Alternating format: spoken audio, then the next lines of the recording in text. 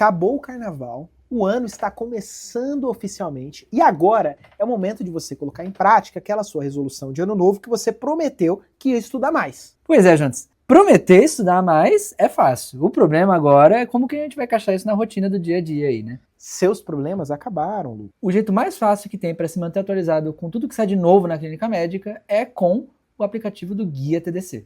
O Guia TDC é tudo o que você precisa num único lugar.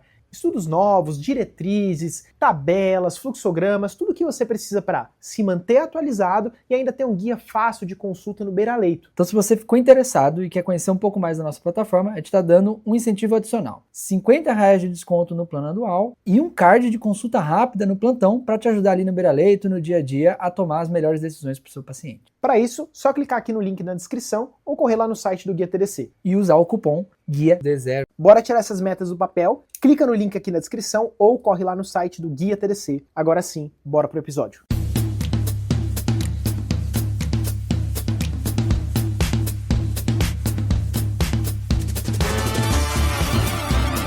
Olá, ouvintes! Estamos começando mais um episódio do Tá de Clinicagem, seu podcast semanal de clínica médica. Meu nome é Eduarda Guedes, Duda para os íntimos. Eu sou a Misha K. Eu sou o João Mendes. Hoje a gente vai apresentar um caso clínico. O caso clínico é sobre necrose de extremidades. Que é isso que tá no título aí pra você que tá vendo, que é só o que eu e o Ami sabemos, né? Verdade. Exatamente. Quem sabe o caso clínico todo sou eu, que vou apresentar ele em algumas alíquotas. A gente recomenda que a cada alíquota vocês pausem o podcast e pensem o que vocês fariam e quais são as suas hipóteses diagnósticas antes dos nossos dois convidados, na verdade donos do podcast, discutirem aqui o caso clínico. O mais importante é raciocinar, construir um raciocínio clínico, acertar ou errar faz parte, não é objetivo. Boa, é isso mesmo. Acabou de ter um caso de necrose de extremidade. Já vou aproveitar aqui o começo e já vou fazer o merchan aqui. Acabou de ter um caso de necrose de extremidades no Guia TDC, que é a nossa plataforma de revisão e atualização de clínica médica, né? Vai estar linkado aqui na descrição do episódio. Agora é outro caso. Até pensei que ia ser o mesmo, mas agora é outro caso que a Duda resolveu trazer pra gente. É o Ami que discute esse caso lá no Guia TDC, então é ele que vai conduzir aqui. Ah, jamais. Que responsabilidade. Fechou, vamos nessa então? Vamos nessa.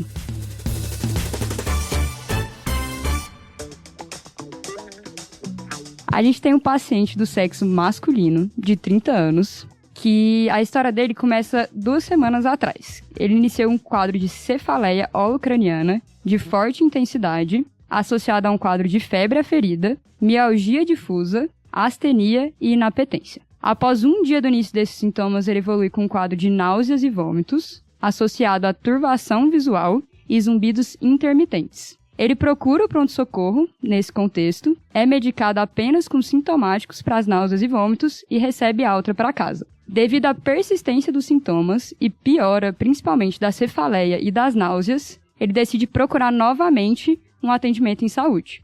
Ele é atendido. Na admissão é visto que o paciente apresenta um quadro de hipotensão e ele é admitido para internação em um leito de UTI. A gente tem poucos dados sobre o que aconteceu nessa UTI. Tá. O que a gente sabe é que o paciente precisou de expansão volêmica, que foi iniciada antibiótico-terapia com ceftriaxona diante da gravidade do quadro clínico, que ele precisou de uma internação prolongada, em torno aí de mais ou menos 10 dias de internação. Não tem descrição de realização de procedimentos invasivos, uso de drogas vasoativas, intubação orotraqueal ou dispositivo de suporte ventilatório. Rapidão, Duda. É 7 mais 10 dias ou é 10 dias desde o começo? Ele começa com sintomas, depois de 4 dias tem uma piora dos sintomas, interna, e fica aproximadamente 10 dias internado na UTI. Então 2 semanas, né? 2 semanas de quadro como um todo. Ok. Após 2 dias de internação na UTI, então no 6º dia dos sintomas, ele tem descrição de ter iniciado com um quadro de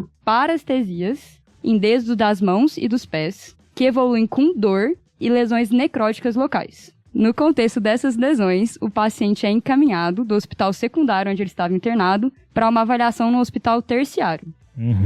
Ele é admitido para a clínica médica e a admissão é visto que o paciente apresenta extensa necrose de dedos das mãos e dos pés, com intensa dor local. É optado por fazer um interrogatório sintomático no momento da admissão. E o paciente refere que teve resolução completa dos episódios de náuseas e vômitos, da astenia e da inapetência, mas refere persistir com uma queixa de zumbido intermitente e uma alteração visual com deficiência de visualização de cores. Nega cefaleia. Não tem outras queixas fora essas, e no exame físico, a admissão, ele apresenta uma pressão arterial de 165 por 75, uma frequência cardíaca de 75, uma frequência respiratória de 15 e uma saturação de O2 de 98% em ar ambiente. Uhum. É feito um exame neurológico completo e não há alterações neurológicas focais. O paciente apresenta-se vigil, orientado no tempo e espaço, e apesar da queixa da deficiência visual para cores, isso não é possível ser verificado. Fica como uma queixa subjetiva. Ele não tem alterações no exame físico neurológico. Tem fundo de olho? Ao longo da internação é feito fundo de olho. Mas nesse exame foi feito? Não. Do exame cardiovascular, respiratório e abdominal não são encontradas nenhuma alteração digna de nota. E na ectoscopia é possível ver uma extensa necrose distal de todos os dedos das mãos e dos pés, com presença de pulsos periféricos palpáveis nos 4 membros. É questionado ao paciente seus antecedentes patológicos e ele refere que realizou uma laparotomia com uma esplenectomia total por uma lesão por arma de fogo em 2012, sem outros antecedentes conhecidos. Nega medicamentos de uso contínuo. Refere etilismo social, uso de cerveja aos finais de semana, tabagismo 5 maços ano, não tabagista atual, havia cessado há aproximadamente 2 anos. Refere uso prévio de maconha, que foi cessado nos últimos 5 anos, e uso prévio e esporádico de cocaína, que ele já havia cessado há pelo menos 10 anos. Só umas dúvidas que eu fiquei aqui, referente lá no comecinho do quadro, né? Então ele tava com cefaleia, febre, e além disso, qualquer outro sintoma que ele tinha que marcava era dor abdominal e... No início do quadro, além da cefaleia, da febre, da dor abdominal, ele tinha náuseas e vômitos. Tá. E pouco tempo depois, ele evoluiu com turbação visual, zumbido intermitente e piora da cefaleia. Tá, perfeito. Aí as lesões, no caso, nos dedos, começaram as parestesias lá na UTI no 6º dia e depois elas evoluíram para essas lesões necróticas nos dedos. Perfeito. Quando ele estava já internado na UTI, com alguns dias já na UTI, ele iniciou com esses sintomas de parestesia, né, um formigamento na ponta dos dedos, associado a uma perda de sensibilidade. Ele evolui com um edema e eritema nessa região, que vai evoluindo com lesões necróticas, com acometimento progressivo dos dedos. Tá. E no caso, só estão restritas aos dedos das mãos e dos pés ou tem muita lesão em outro lugar assim? Ele tinha algumas lesões na região anterior das pernas, que eram lesões mais superficiais e descamativas, com alguma área ali de formação de crostas, que pareciam mais um tecido cicatricial. E em região de palma das mãos, ele tinha também algumas lesões descamativas. Tá, e na UTI ele não lembra de ninguém ter furado a coluna dele, feito uma coisa assim não, porque é uma experiência que o pessoal costuma lembrar, assim. Não, ele negava. Negava, beleza. E pra fechar a última dúvida que eu fiquei, ele já foi ex-usuário de maconha, de cocaína e tinha mais algum outro vício que ele tinha associado? Ele era etilista social e ex-usuário dessas drogas, mas já não fazia uso há um tempo de cocaína e de maconha. Negava o uso de qualquer outra substância. Beleza, você quer retomar tudo, João? Beleza, Mia. Acho que é um caso bem agudo, né? Acho que isso muda muito o enquadramento da síndrome, né, de necrose de extremidades. É um caso bem agudo de um paciente jovem que tem importante comorbidade de ser asplênico, né? E que aí tem um quadro agudo de uma doença algo inespecífica inicialmente, né, com um quadro inflamatório, com dor no corpo, cefaleia, que inicia então a náusea, conturbação visual e zumbido, e depois evolui com a síndrome de choque, vai para UTI e necrose de extremidades. Acho que basicamente isso, né? Perfeito, foi exatamente isso. Aí, assim, a ideia aqui do episódio é bolar um esquema diagnóstico em cima da necrose de extremidades dele, né? Marcando aqui que a gente tem 2 fatores muito importantes dessa história, antes da gente entrar no esquema, né? O fato dele não ter o baço e o fato dele ter estado na UTI. Essas 2 coisas dominam muito, mas tentando abstrair um pouco, né? Necrose de extremidades, a principal causa de longe são doenças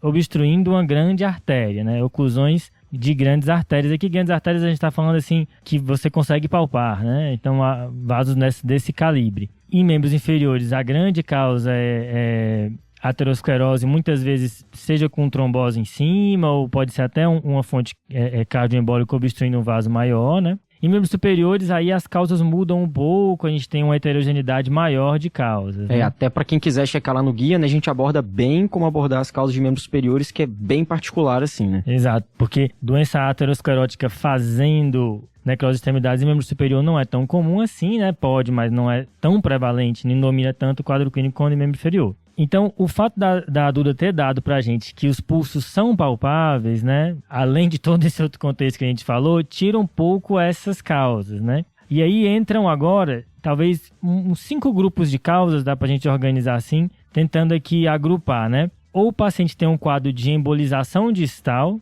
né? E muitas vezes naquele contexto de síndrome do dedo azul. E aqui a gente está falando de embolização em vasos menores do que os palpáveis. 2. Ou ele tem um estado de hipercoagulabilidade ou de microtromboses. 3. Ou ele tem alguma vasculopatia ou vasculites, né? Que também tentando englobar várias doenças aqui. 4. Ou é uma obstrução venosa, a gente sai aqui um pouco dos vasos arteriais e vai para os vasos venosos, né? A gente pode ter uma expressão de trombose venosa profunda que acaba acometendo a artéria por fazer quase que uma síndrome compartimental, então pode ser também algo venoso, que a gente chama de flegmasia cerúlea dólens, em geral, quando isso acontece. E, por fim, infecções necrosantes de pele, aqui especialmente a fasciite necrosante, né? Eu acho, João, que dá pra gente detalhar um pouquinho algumas delas que, assim, não podem passar despercebidas, né?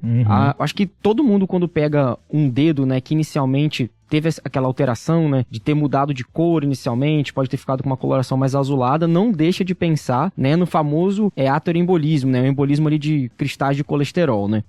Então, só que nosso paciente aqui, ele não tem relato de ter feito nenhum procedimento vascular recente, não teve nenhuma trombólise, não teve nenhum trauma que podia desprender uma placa de colesterol para embolizar para os dedos. Então, acho que não seria minha primeira hipótese pensar nisso, né? Tem algumas outras causas que podem fazer microembolias que às vezes pegam a gente de supetão. Uma delas é a presença, por exemplo, de um mixoma atrial, que pode dar sintoma sistêmico, que o paciente tinha, por exemplo, febre, pode dar livido reticular, pode dar microembolização distal e às vezes o cara não reconhece. O que fica estranho é que o cara embolizou para os 2 braços e as 2 pernas. Sim. Então, para o cara chuveirar para os 4 lugares de forma estratégica, sem embolizar para nenhum outro lugar, eu acho que mixoma também fugiria um pouquinho a regra aqui, né? Mas, de novo, né? Um equinho, depois um copo d'água não nega ninguém. Exatamente. Não é mais um paciente grave, assim, né? Exatamente. Pulando agora um pouquinho para as microtromboses e hipercoagulabilidade, né? Eu acho que é um quadro bem interessante, né? Até, se a gente for lembrar, né? Zumbido, alteração visual, pra gente pensar tanto em hipercoagulabilidade quanto hiperviscosidade no nosso paciente, né? Porque assim, se a gente for pensar, por exemplo, no paciente que tem uma PVera,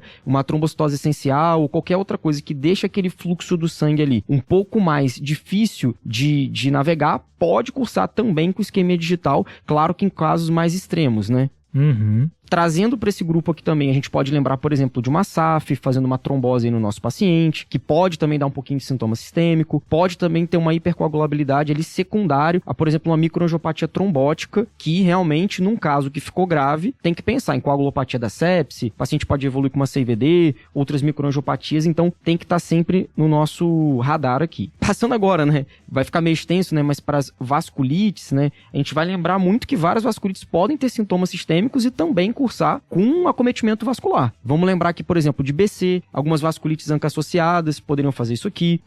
Estranho ter só esse acometimento digital, mas a gente não tem exame laboratorial para saber se ele não cursou com uma disfunção renal mais importante ou teve algum outro órgão acometido, lembrando que ele teve dor abdominal. Será que ele fez uma vasculite intraabdominal também, gerando ali uma isquemia mesentérica ou alguma outra coisa? Então, fica também no nosso radar, né? Lembrar de um BC também. Tem um grupo aqui que a gente agrupou junto, né, que são as vasculopatias. Você quer comentar um pouquinho, João, também? Isso, nem toda doença vascular, né, que se manifesta dessa maneira, aqui, quando a gente fala de manifestações de pele de doenças vasculares, tem várias, né, que a gente tem necrose de extremidades, mas você pode ter nódulos, você pode ter púrpura retiforme, que tem aquele aspecto mais geográfico, você pode ter livedo reticular, então, todas essas manifestações, livedo racemoso também. Agora, por exemplo, a gente tem vasculopatias que são metabólicas, por exemplo, no contexto de doença renal crônica, a vasculopatia calcificante urêmica, tem esse nome, ou também conhecido no popular aí como calcifilaxia, né? É uma manifestação.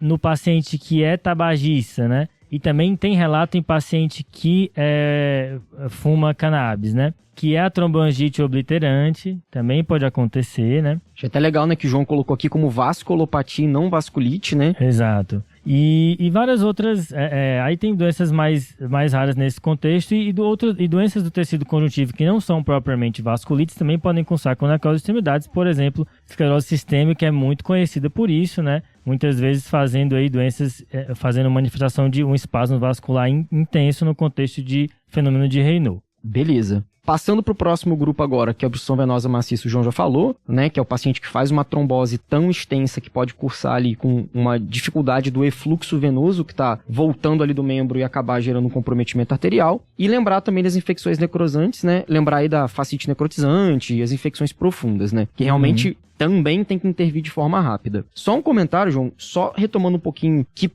a gente vê um paciente relativamente jovem, com dedos dos pés e das mãos necrosadas, nosso vínculo mental com trombangite obliterante é quase na hora, né? Sim. Só que é um paciente que já está, a princípio, abstêmio há 5 anos ali, e lembrar que cannabis pode fazer também. Então não adianta só perguntar se o paciente fuma ou não, tem que perguntar se usa cannabis ou até outros derivados da nicotina. Por exemplo, se o paciente estivesse querendo parar de fumar e está usando goma de mascar de nicotina, usando PET de nicotina, ainda pode desencadear a doença. Então você tem que estar abstêmio de qualquer produto da nicotina, né? Exato. E aí, Ami, assim, a gente muitas vezes vê pacientes com necrose de extremidade em membro inferior e num quadro mais crônico, que até a gente usa o termo de uma necrose que vai mumificando, né? O paciente vai perdendo tecido e vai necrosando aos poucos, uma necrose seca, né? O que não é esse contexto aqui. A gente está falando de um paciente em um quadro muito agudo e com necrose de membro inferior e superior. Então, a temporalidade também pode ajudar a discernir entre as causas, né? Com certeza, João. A gente tem que pensar assim, né? Em geral, quando a gente fala das causas vasculares, a gente usa o tempo de corte ali. Então, uma coisa que pode ajudar nessa divisão de temporalidade é o período de 2 semanas, onde mais do que 2 semanas seria um processo um pouco mais crônico, enquanto menos do que 2 semanas um processo mais agudo. Na verdade, nesse caso, não sei se vai ajudar a gente tanto, João, essa divisão temporal, porque pela apresentação do paciente, realmente parece ser um caso agudo e a maioria dos grupos que a gente colocou se apresentam de forma mais aguda. Mas sempre que você pegar um caso muito ictal, de um dia para o outro o dedo já ficou necrótico, tem que pensar de cara nas causas embólicas. Isso é inegociável. Uma maneira que eu acho que fica melhor para esse caso é a gente tentar dividir pela distribuição de quais dedos estão necrosados, né? Quais partes que acabaram sendo comprometidas. Exato. Então, retomando aqui, a gente dividiu em 6 causas, né? Macrooclusão sempre é a principal, tem que avaliar os pulsos, a Duda falou que está normal. Quase sempre o exame de imagem para garantir vai ser razoável, né? Com certeza. E uma dica também, João, já que vai fazer o exame de imagem, que a gente lembra muito de pesquisar se a oclusão tá num grande vaso, já aproveitar e cortar um pouquinho mais para cima, porque pode ser uma microembolização do arco aórtico, de alguma placa que tá ali, então aproveita e corta mais em cima a aorta também. Às vezes tem um aneurisma periférico, que é uma fonte de trombo, né? Então, você já vê tanto se tem oclusão, como pode ver uma fonte emboligênica. A gente só pensa em coração como fonte emboligênica, mas tem uma série de outras, né? Exato, além de ver ainda vasculite, porque se ele pode ter até uma estenose nos ramos proximais ali da aorta, alguma outra coisa, e dar uma dica que tem outro órgão acometido que a gente fosse deixar passar se prendendo só avaliando a mão. E existe descrição de sinal do halo fora da artéria temporal, né? Pensando em vasculites de grandes vasos. E especialmente quando a gente fala de membro superior, você também pode ver síndromes de estreitamento vascular e uma série de regiões propícias a isso anatomicamente, né? A gente vai parar de falar de toma, eu prometo, mas já dá para ver se tem uma costelinha aqui cervical, para não desfiladeiro torácico, que dá para embolizar, mas vamos seguindo aqui que tem muita coisa para falar.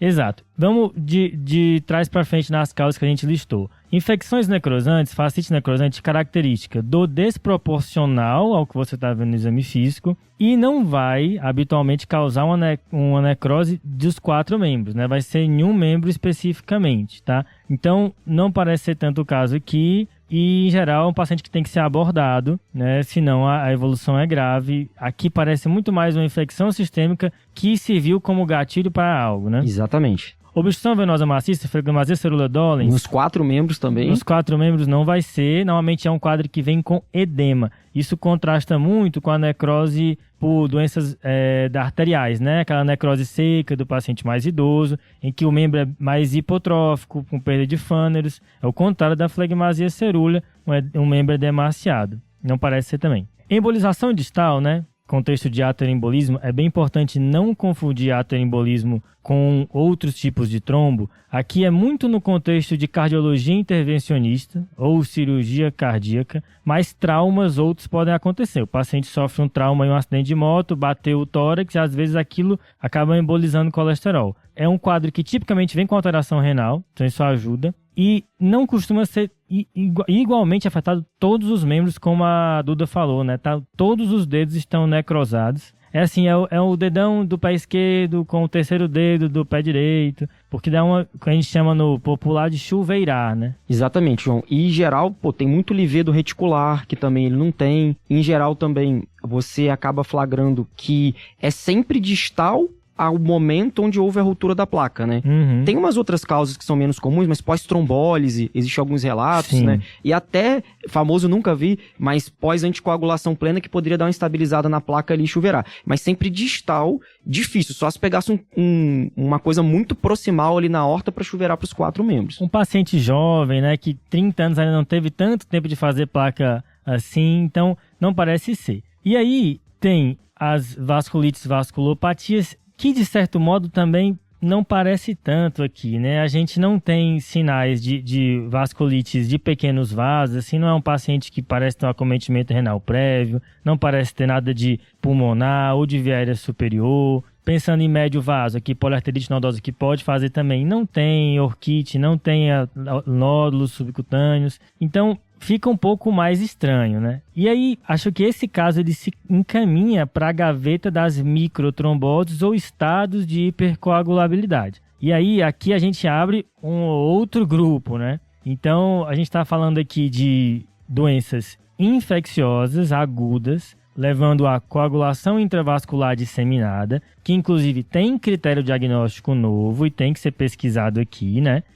Existe um fenótipo que a gente chama de CIVD, né? E que é hipertrombótico e pode evoluir dessa maneira, né? Num contexto que a gente chama também de púrpura fulminans, né? O termo. Mas não somente doenças infecciosas, né? Acho que também tem que falar de outros grupos aqui. Doenças inflamatórias, fazendo um quadro tão catastrófico aqui. E eu não sei catastrófico por acaso, né? A síndrome do anticorpo antifosfolipídio num espectro catastrófico também pode se manifestar dessa maneira. E doenças hematológicas, né, com hiperviscosidade, eventualmente podem evoluir dessa maneira também. Por fim, alguns cânceres, especialmente os adenocarcinomas, né, fazendo estado de hipercoagulabilidade, também são descritos nesse contexto. Se for para chutar um aqui, eu acho que a gente fica mais para as infecções, né? Com certeza, João. Você vê um paciente jovem, né, que a princípio não tinha nenhuma outra comorbidade tão relevante assim, que vem com um quadro sistêmico, parece um pródromo meio infeccioso, né, que várias infecções podem se manifestar inicialmente de forma inespecífica. No caso dele, essa cefaleia com febre, vômito, alteração visual. De novo, né, eu acho que num cara asplênico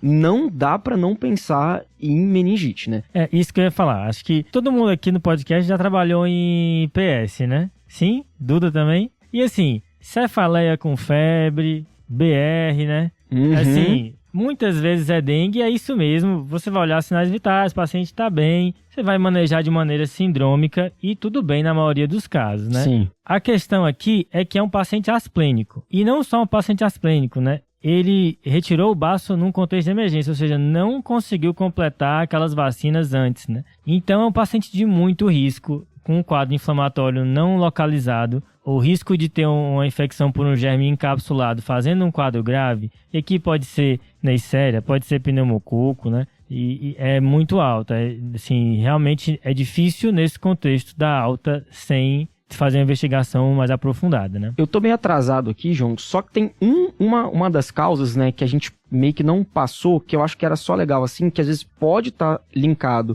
a doenças que podem cursar com quadro sistêmico e febre, mas é lembrar da crioglobulinemia, porque assim, o que a gente já viu de caso, né, lá no Hospital São Paulo, de crio, que era um paciente jovem, com quadro que abre o quadro já com uma isquemia digital, e no fim, lá no final da investigação, a gente acaba chegando numa causa reumatológica, não é incomum. Então eu acho que, de novo, a gente comentou que não tá indo muito por esse lado, mas eu acho que eu ia deixar na minha gavetinha aqui, pedir uma sorologia para uma hepatite para esse paciente. Uma outra doença também que prega muita peça na gente é sífilis, que a gente acabou também não comentando, mas sífilis direto pega a gente no pulo, né? Então assim, eu acho que, de novo, algumas causas infecciosas com manifestação sistêmica, também, falando no grupo das infecciosas, seja por crise, seja por vasculite, também acho que eu deixaria aqui também pensado na gavetinha. Apesar de que, como você falou, eu acho que nesse caso a gente tá aqui coçando, né, pra saber um pouquinho, pensando mais num cenário de meningite, né? Boa, a sífilis é descrito fazendo necrose com frio, né? É bem descrito, apesar de hoje a gente ver pouco nesse contexto, né? Agora, até o momento em que não tem necrose de extremidades, apesar de ter que fazer tudo isso, meio que ainda poderia ser dengue, né? Poderia. Ainda poderia ser dengue. Então, acho que aí quando surge a necrose de extremidades, aí realmente fica mais estranho para dengue, que a gente precisa citar situações que fazem, infecções que fazem esse tipo de manifestação, tipo púrpura fúminis, né? E aí, assim, tem doenças, eu sei que a gente costuma pensar em sepse com um foco fazendo, né? Mas algumas bactérias fazem meio que uma sepse sem foco, uma bacteremia primária. Isso é mais comum em neutropênicos, mas eventualmente pessoas não neutropênicas pode ter nosso paciente asplênico, né? Então vale a pena mencionar. E aqui vale a pena citar algumas. Neisseria pode fazer isso, a gente pensa muito na Neisseria fazendo meningite, mas existe outras Neisserias, né? meningococcemia primária sem foco por Neisseria, né? Além disso, estafilococo também pode fazer. E aqui na expressão de síndrome do choque tóxico estafilocócico, né? Que tem fatores de risco específicos, especialmente assim, lesões sangrantes que são tamponadas, né? O fator de risco mais clássico é de um sangramento vaginal com um tampão vaginal, mas também pode ser descrito com epistaxe, né? E pode não ter, inclusive, o fator de risco. E aí, dos estreptococos, né? A gente tanto pode ter sepse com púrpura fúminas primária pelo pneumococo, né? O Streptococcus pneumoniae, que é uma hipótese forte porque ele é asplênico, mas ainda no grupo dos estreptococos, né? O Streptococcus do grupo A pode fazer síndrome do choque tóxico estreptocóxico, diferente da estafilocócica, né? E também pode fazer bacteremia primária, né? A gente tem relatos disso. Então, às vezes, depois de uma porta de entrada, às vezes até sem, muitas vezes até com um pródromo respiratório também é descrito. Então, são opções. E de última, só uma outra bactéria que pode fazer isso, aliás, duas eu vou falar. A primeira é Capnocitofaga canimosus, né, que é aquela da mordida do cachorro. E tem uma bactéria, essa a Mami vai gostar. E tem uma bactéria que pode fazer isso, que é aqui, com infecções não diagnosticadas antes, que é hanseníase, né? Fortíssimo. Fazendo o fenômeno de Lúcio, né? Aquela, né, pode ser meio com uma púrpura fúminas também. Não parece ser o caso, é óbvio, às vezes são casos que passam subdiagnosticados por anos, né? Paciente numa condição de vulnerabilidade social e aí abre uma púrpura fúminas. É mais em homens, paciente é do sexo masculino. Mas também não parece ser uma doença bem aguda aqui, né, amigo?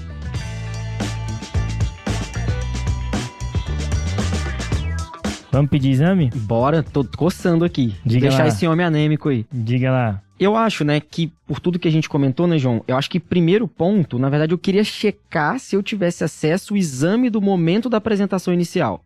Acho que isso é uma coisa que eu falo muito dos residentes, tá? O movimento mais útil que vai te dar mais informação é revisar o prontuário. Certo. Quase sempre isso dá o diagnóstico, né? E aqui, revisar o prontuário dessa UTI seria muito útil, né? Seria, João. Eu acho que tanto tentar entrar em contato, tentar descobrir o que aconteceu, né? Tanto nesses múltiplos contatos que ele teve com o sistema de saúde, até porque várias causas que a gente comentou aqui, falando do grupo da coagulopatia, a plaquetopenia é uma coisa que está muito presente, né? Então eu tô curioso, né? E você até citou a questão da dengue, eu queria saber se esse paciente, quando chegou lá atrás, será que ele era um paciente que realmente estava hemoconcentrado? Ou será que é um paciente que já chegou num quadro mais inflamatório, que já podia estar com uma anemia, ou até mesmo uma anemia com plaquetopenia, para falar a favor de uma uma microangiopatia trombótica, por exemplo, né? Que está nos nossos diferenciais. Então ia tentar cavar a fundo, ia lá no hospital a pé buscar, tentar essa informação aí. Isso. Eu acho que tem que pedir todos os exames, assim, pensando em, além de revisar o prontuário, né?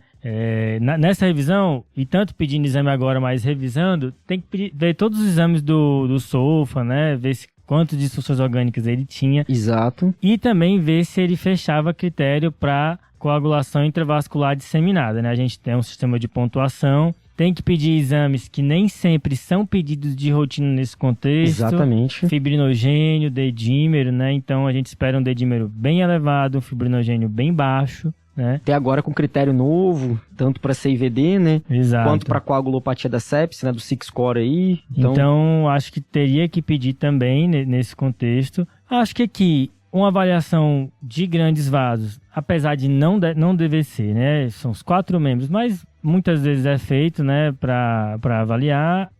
Avaliar um foco cardíaco, a função cardíaca aqui, até pelo contexto de gravidade também é razoável, né, Perfeito. amigo?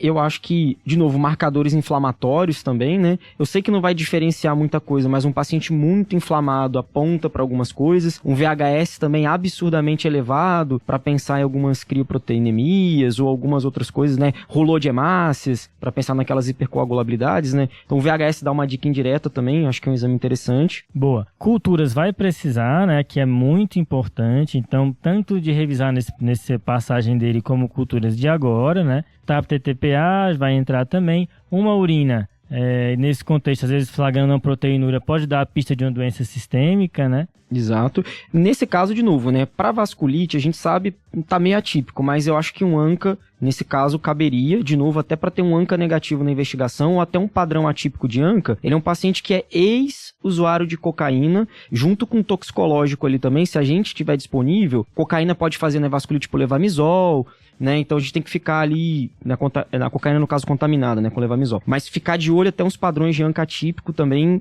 talvez dessem uma pista pra gente. Acho que não seria um exame que eu não deixaria de pedir, não. Repetindo das causas infecciosas, né, João? Relembrando as sorologias, mais uma vez, hepatite, sífilis, HIV, vão ter que entrar aqui também.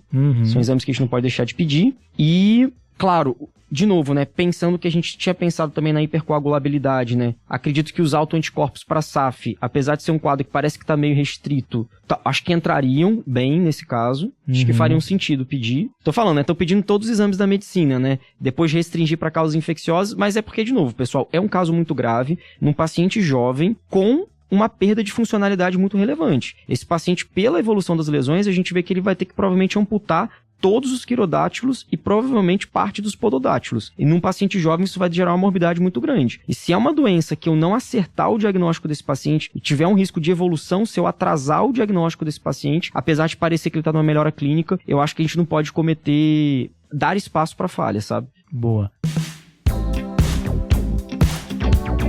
Beleza, então acho que pra gente também era muito importante ter entendido melhor o que aconteceu com esse paciente, mas infelizmente, apesar de várias tentativas, a gente não conseguiu acesso ao prontuário dele ou aos dados do que aconteceu nesse hospital secundário. Então essa parte ficou em escuro. Então eu destaco aqui que todos os exames que vão ser falados são exames que já foram realizados no hospital terciário, quando ele já tinha 2 semanas já do quadro clínico. Caramba, isso dificulta, né? Porque pode ser que ele tenha até como...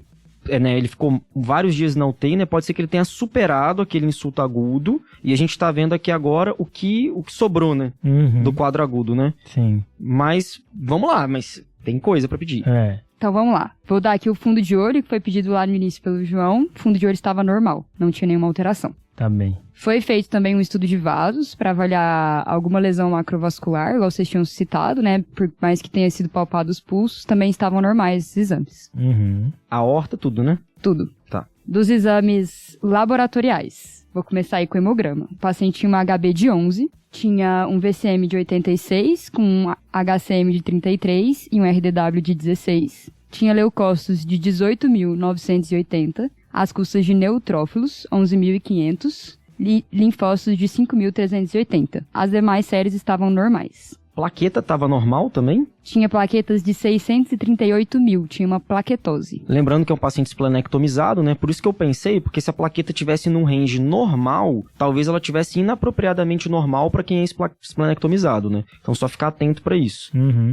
Só para falar, né? O que o amigo quer dizer é que no paciente esplenectomizado a gente costuma ter a plaqueta um pouco mais alta, né? Exato. Em relação às provas inflamatórias, o paciente tinha um VHS de 93 e um PCR de 111 mg por decilitro. Creatinina? Creatinina. Ele tinha uma creatina de 0,7, com uma ureia de 24. Rapaz. Eletrólitos, um sódio de 139, com um potássio de 4,3. CPK tem? Temos CPK. Tinha uma CPK de 538. Não muito alto. Foi feito um ecocardiograma, como vocês comentaram. Esse ecocardiograma também não tinha alterações. Tinha uma urina 1 com 1 grama por litro de proteínas e 8 hemácias por campo, sem dismorfismo eritrocitário. Sem outras alterações. Tem que pedir um P/C aí, né? Com quantificar certeza. essa proteinúria, né? O ANCA desse paciente era não reagente. Foi solicitado também os anticorpos específicos, o anti-PR3 e o anti-MPO, que também foram negativos. Perfeito. A pesquisa para SAF com antipeta-2, anticardilipina e anticoagulante lúpico foi toda negativa também.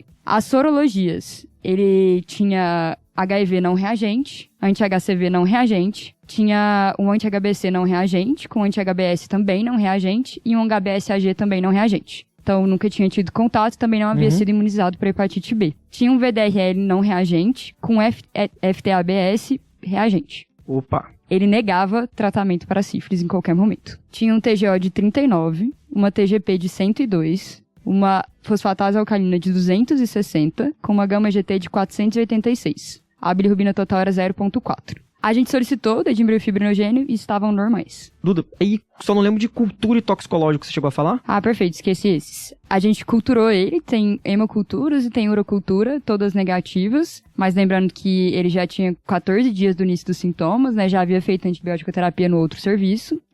E em relação ao toxicológico, a gente não chegou a fazer. Tá.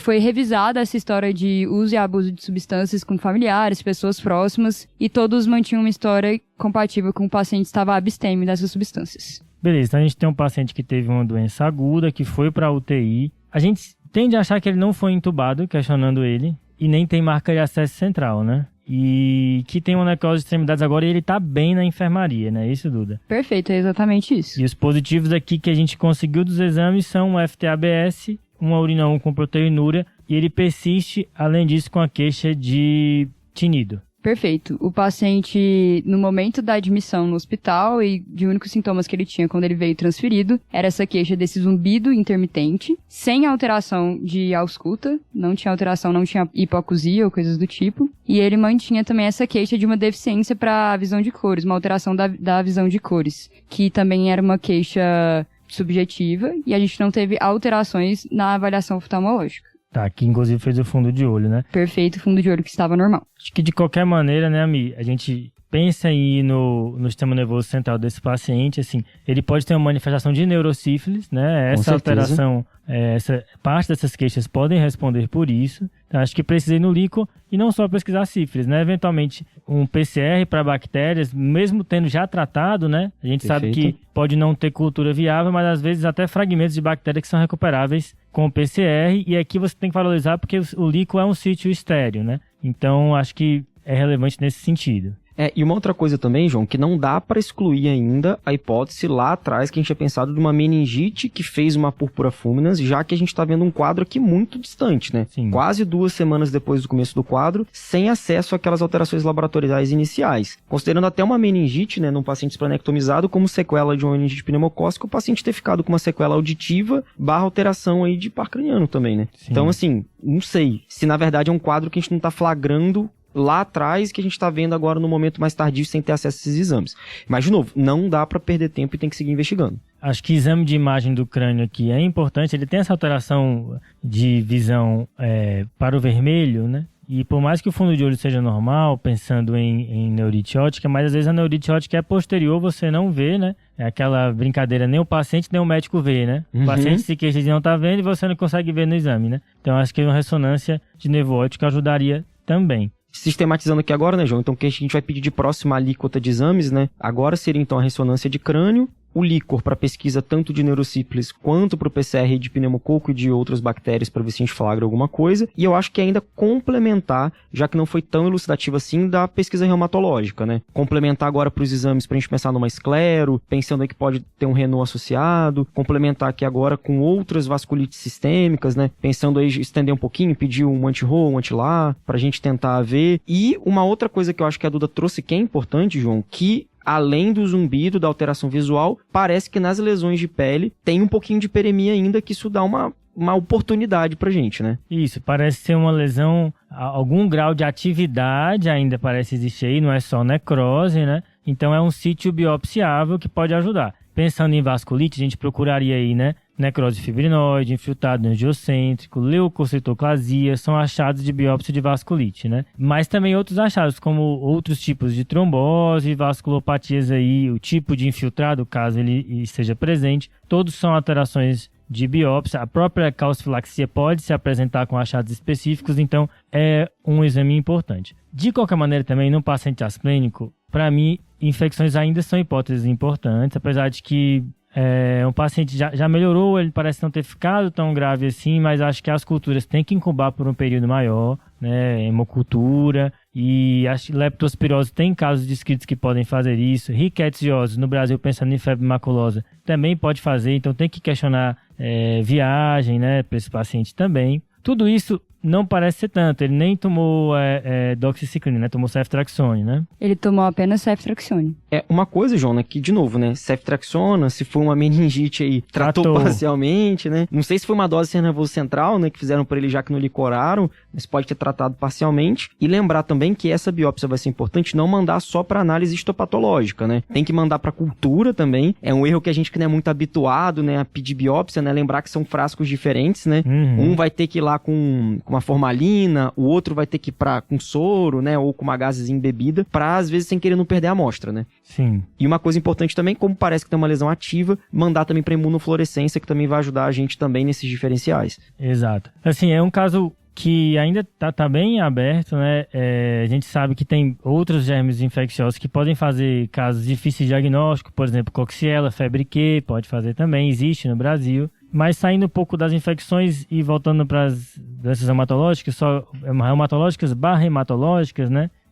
Acho que vale a pena aqui sim pesquisar crioglobulinas, né? Não, assim, pode fazer esse tipo de manifestação, que vale a pena pesquisar, só que tem que ter cuidado, porque crioglobulina é um exame que sofre várias interferências, frequentemente é colhido e o resultado dá falsamente negativo e você acaba achando que não é, mas pode ser, né? Nessa, João, dá até pra gente aproveitar e já engatar logo com o fator reumatoide, pra pensar numa vasculite por artrite reumatoide, que mais não deve ser o caso, mas o fator reumatoide entra na crio, ajudando a pensar numa crioglobulinemia mista, junto com a pesquisa de complemento, que pensando num lúpus em atividade, pode também ajudar a falar a favor de uma atividade da doença, mas que também não é a nossa hipótese, mas na crioglobulinemia a gente vai ter consumo de complemento, que vai ser uma dica boa, mesmo que o exame venha meio mal coletado aí, dá uma dica que o paciente pode ter crioglobulinemia. Fechou. Outro ponto também, né, aproveitar que a gente já fez aquela anjo de aorta, né, que fez aquela famosa Xerox, e a gente checa pra ver se não encontra, sei lá, tem um abscesso em algum canto, algum outro fenômeno embólico que a gente não flagrou pra baço, pra fígado, alguma outra coisa, né, João? Qualquer dica que pode sugerir um sítio biopsiável, né, uma enterite regional, qualquer coisa. Adenomegalia generalizada, por exemplo. Todos são sinais que a gente precisa avaliar. E aí, Duda? Então vamos lá, né? Falando aqui por etapas dos exames que vocês solicitaram. Primeiro, em relação a essa revisão da Anjo, né? Não tinha outras alterações. A gente ficou até preocupado porque tinha esse aumento discreto da fosfatase alcalina da gama-GT. Na imagem do fígado também não tinha outras alterações. Então, foi revisado, tem as imagens, não foi visto nenhuma outra alteração. Agora, pensando no painel reumatológico que vocês pediram, né? Para crio, tinha um fator reumatoide negativo. Tinha um complemento, um C3 e um C4 normais. E foi feita a pesquisa de crioglobulinas, que também veio negativa. E foi feito com o método adequado. Ele tinha um FAN 1/160, com padrão centromérico, AC3. Tinha autoanticorpos anti-RO, anti-LA, anti-SM, anti-DNA, anti-RNP, anti-JO, anti-esclero, todos eles negativos. Em relação ao exame que vocês viram para avaliar as alterações neurológicas, foi colhido um líquor, depois de ter feito uma imagem. Inicialmente foi feita uma tomografia de crânio que veio normal. Optou-se por progredir para uma ressonância magnética, para melhor visualização se tinha alguma alteração. E essa ressonância mostrou uma dilatação assimétrica dos ventrículos laterais, com presença de alto teor proteico, possivelmente secundária à siderose do plexo coroide, dos átrios ventriculares e presença de áreas císticas com hipersinal em T1. Não havia nenhuma contraindicação para a coleta de líquor. A gente fez a coleta do líquor. O líquor veio com VDRL não reagente, com uma celularidade de 150 células, a custas de linfomonos, 77% de linfomonos e 5% de neutrófilos. Veio com uma glicose de 31. A glicose sérica no momento da avaliação era 83. Quero saber a proteína. Isso, proteína. Veio com 220 mg por decilitro de proteínas, um lactato de 1,94 mmol por litro e culturas todas negativas. A gente enviou esse líquor para análise de metagenômica, pensando em identificar outros agentes que já havia feito tratamento, e essa metagenômica veio positiva para pneumococo. A gente discutiu o caso com a dermatologia. para avaliar a possibilidade de uma biópsia. Tá. Essa biópsia foi feita e ela veio com uma derme exibindo múltiplos trombos de fibrina, necrose de ducto dérmico, focos de espessamento intimal de vasos de pequeno calibre, mas também havia presença de necrose fibrinoide da parede vascular. Foi compatível com o quadro de uma vasculite necrotizante, associada a uma vasculopatia oclusiva trombosante com extensa área de necrose cutânea. Boa, Duda. Então, felizmente, eu já tava ansioso aqui, minha unha já tá comida aqui, pensando nos diagnósticos diferenciais, né? Mas eu acho que essa biópsia traz pra gente, realmente,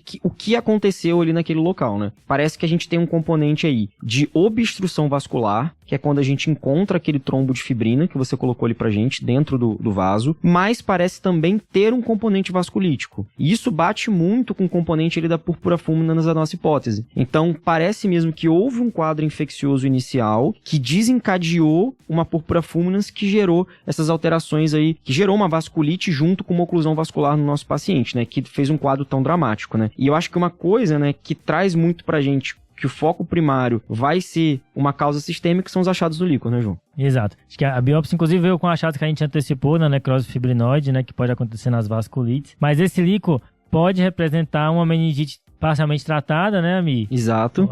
Não é neutrófilo, mas é linfomono já tendo recebido o antibiótico, mas ela reforça algo também que a gente comentou antes de sair, né? Os exames moleculares, eles são extremamente sensíveis, né? Então você tem que ter muito cuidado na hora de interpretar, porque você tem um caso no New England famoso, por exemplo, de uma gota axial que vem positivo, a metagenômica, mas era gota. Mas vem muitas vezes positivo e dizer que é positivo mesmo, né? Tem que ter muito cuidado. Se a gente vê em PCR pagasse, enterite PCR no lavado broncoalveolar, mas aqui, né, um sítio desse que é a princípio estéreo, que é o líquor, vindo com a pesquisa genômica positiva para o pneumococo, aqui sim está bem aplicado, né? Um paciente que já tem risco porque ele é asplênico, a cultura não viria positiva agora, então provavelmente o que aconteceu foi uma sepse fulminante por pneumococo num paciente asplênico, né? Exato, João. Uma coisa que é interessante, né, que quando a gente fala da púrpura fulminans, eu acho que é até interessante comentar brevemente, né, pro pessoal que não tá muito bem habituado, é que trazer que metade dos casos, na verdade mais da metade dos casos de púrpura fulminans por pneumococo acontece em pacientes esplenectomizados, que foi o caso que a gente pegou aqui. Uma outra dúvida que também o ouvinte pode ter é que, poxa, e a cultura da biópsia, se vai vir positiva, se não vai? Na verdade, é uma infecção sistêmica que gera uma coagulopatia, então eu não vou esperar uma cultura positiva do fragmento. É claro que nesse caso a gente pediu para diagnóstico diferencial, mas caso venha negativo, de forma alguma, exclui o diagnóstico. Ainda mais muito tempo depois assim, né? Exato. Mas só quem tava aqui, no caso, sabe o suspense que a Duda fez. Viu? Ela tava olhando assim como se a gente estivesse viajando. Exatamente. Entendeu? Mas tem que dificultar. Ela fica olhando assim, putz, eles estão muito longe. Mas é isso aí. Vamos pro salves? Bora.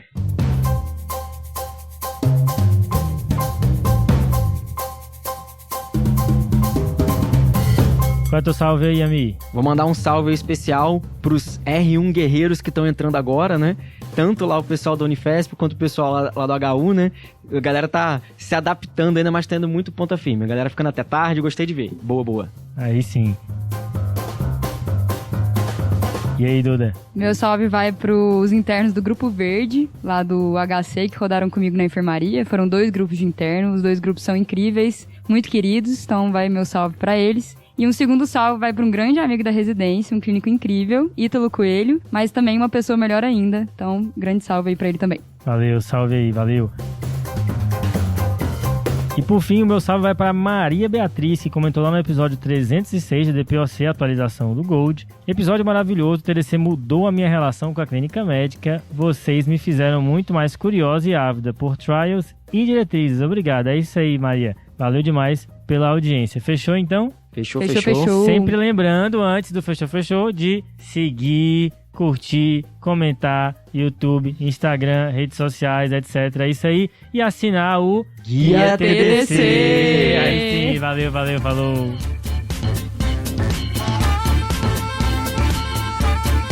Esse podcast tem como objetivo educação médica. Não utilize como recomendação. Para isso, procure o seu médico.